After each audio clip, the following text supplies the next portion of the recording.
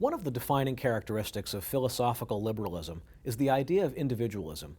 Each person is an autonomous individual deserving of respect and dignity equal to that of all others, which entails the freedom to pursue ends of his or her own design, provided that this doesn't abrogate the similar freedom of others.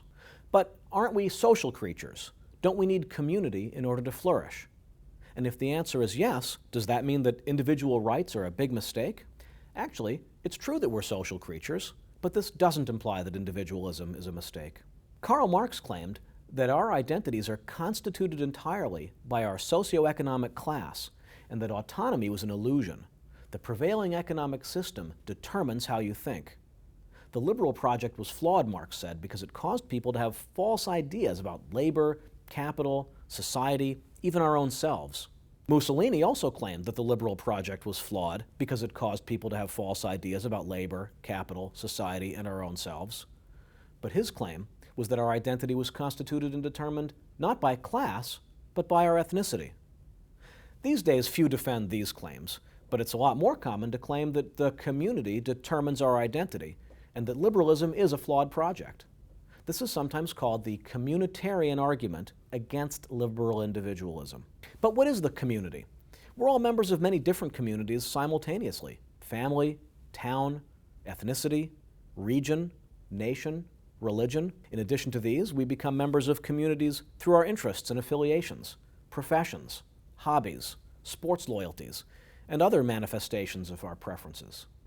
To be sure, all these things play a role in helping shape who we become, but it's a stretch to say that any of them trumps any of the others, or that the process is deterministic.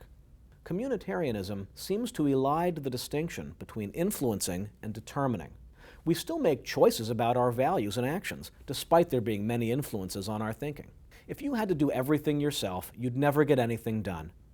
Being part of a community allows us to divide labor and benefit from specialization and trade. Besides the economic benefits of social living, we also need friendships and culture and entertainment. But we get these benefits from social living because we're individuals. One reason society has so much to offer is that we're all a little different.